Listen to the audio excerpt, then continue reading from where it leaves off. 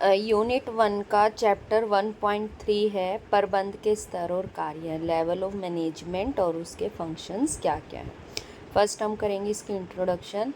देखिए, कोई भी संस्था या संगठन है, उसमें जो भी सदस्य होते हैं उनके अधिकारों और उत्तरदायित्वों के आधार पर उस संगठन को दो भागों में बांटा गया है। एक प्रबंधकीय स्तर और एक अप्रबंधकीय स्तर, मैनेजरियल लेवल और अनमैनेजरियल लेवल। जो अनमैनेजरियल लेवल है, अप्रबंधकीय स्तर, इसे प्लेटफॉर्म क्षेत्र भी कहते हैं और इसमें आपके जो वर्कर्स होते हैं, श्रमिक होते हैं, केवल उनको शामिल किया जाता है। देखिए, ट्रायंगल की शेप में होता है, ट्रायंगल मीन पिरामिड की शेप में।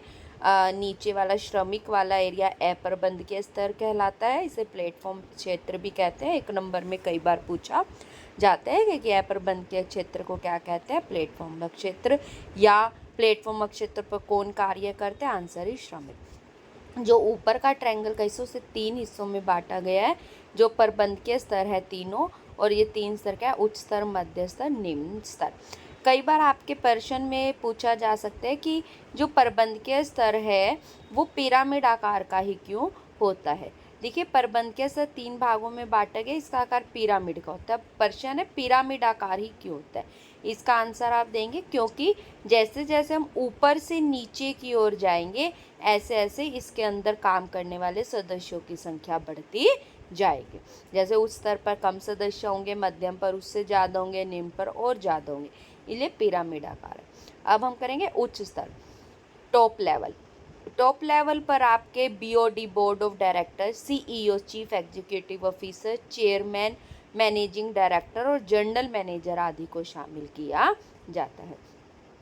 जो आपका टॉप लेवल मैनेजमेंट है, उसका कार्य क्या है। देखिए, वो केवल एक फंक्शनल कार्य कुछ नहीं करता, वो केवल निर्धारित करता है, उद्देश्य निर्धारित करता है, नीतियाँ निर्धारित करता है, क्रियाएं निर्धारित करता है, जितने भी काम के लिए संसाधन चाहिए उनको जुटाता है, समन्वय स्थापित करता है।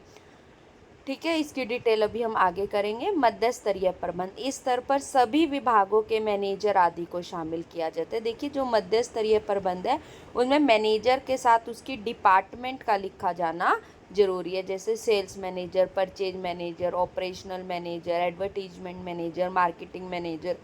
जो जिस भी मैनेजर के आगे उसका डिपार्टमेंट हो जाएगा तो वो क्या कहलाएगा, मध्य स्तरीय प्रबंध।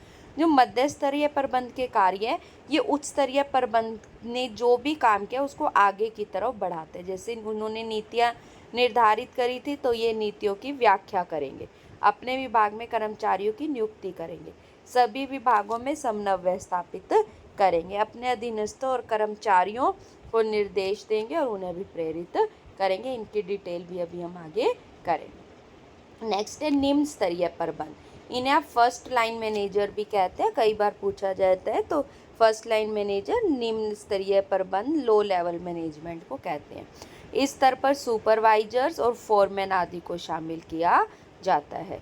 ठीक है, ओनली 2 मेंबर्स से आप इसमें काउंट करेंगे, सुपरवाइजर्स और फोरमैन। 2 मेंबर्स का मतलब ये नहीं केवल 2 व्यक्ति, बहुत सारे सुपरवाइजर्स होते हैं, बहुत सारे फोरमैन होते हैं, वो सब first line manager middle low level पर काम करते हैं। निम्न स्तरीय प्रबंध, निम्न स्तरीय प्रबंध का कार्य क्या है, श्रमिकों की समस्याओं को मध्य स्तरीय प्रबंधकों तक पहुंचाना, काम का अच्छा वातावरण उपलब्ध कराना, श्रमिकों की सुरक्षा सुनिश्चित करना और मध्य स्तरीय प्रबंध की आवश्यक संभव सहायता करना, क्योंकि मध्य स्तरीय प्रबंधक और श्रमिकों के बीच की कड़ी का काम करते हैं।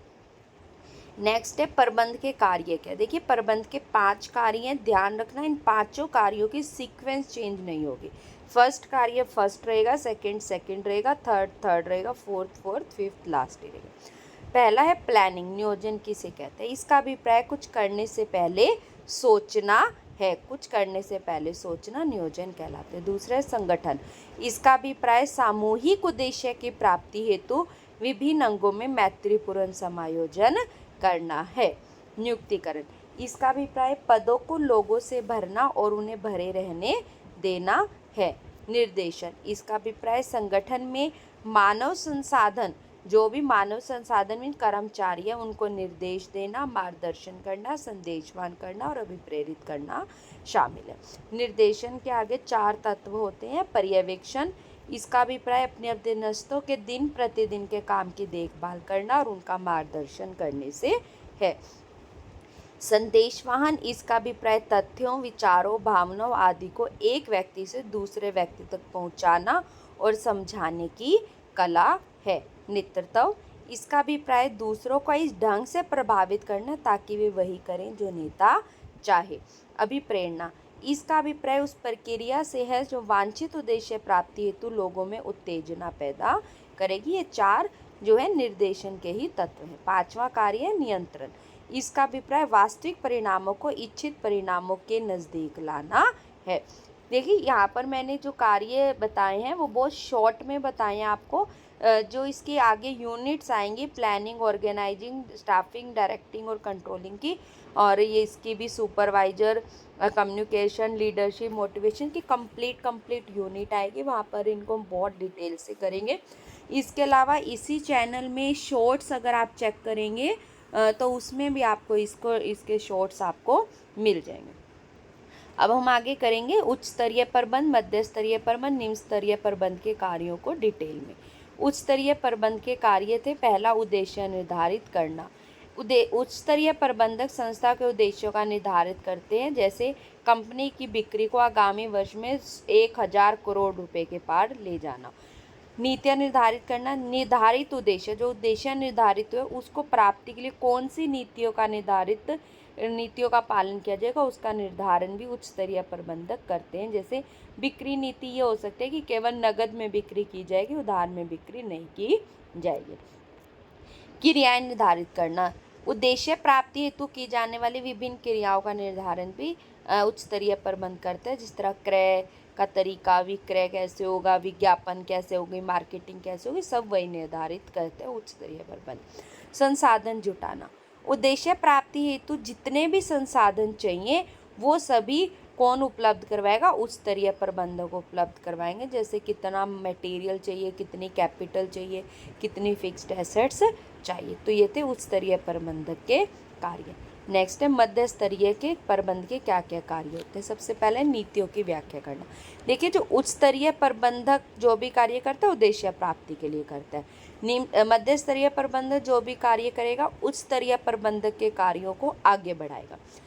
तो उच्च स्तरीय प्रबंधक ने जो नीतियां बनाई थी उन नीतियों की व्याख्या कौन करता है, मध्य स्तरीय प्रबंधक करता है। जैसे मार्केटिंग मैनेजर अपने सेल्समैन को बताएगा कि जो बिक्री है केवल नगद में की जाएगी, उधार में कोई बिक्री नहीं की जाएगी।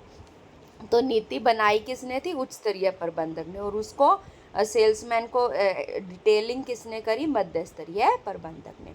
कर्मचारियों की नियुक्ति करना, देखिए पूरी केवल जो मध्य स्तरीय प्रबंधक है वो केवल अपने डिपार्टमेंट में अपने वांछित कर्मचारियों की नियुक्ति कर सकता है, केवल अपने डिपार्टमेंट में। नेक्स्ट है समन्वय स्थापित करना। मध्य स्तरीय प्रबंधक विभिन्न विभागों में समन्वय स्थापित करते हैं ताकि कंपनी के उद्देश्यों को सफलतापूर्वक पूरा किया जा सके। नेक्स्ट है कर्मचारियों को निर्देश व अभिप्रेरणा देना। देखिए जो विभागीय प्रबंधक है, डिपार्टमेंटल मैनेजर, अपने अपने डिपार्टमेंट के कर्मचारियों को उनका कार्य से संबंधित सभी निर्देश देते हैं और उन्हें समय समय पर मोटिवेट भी प्रेरित भी करते हैं ताकि वो कार्य पूरी लगन से करें। नेक्स्ट है निम्न स्तरीय प्रबंधक के कार्य।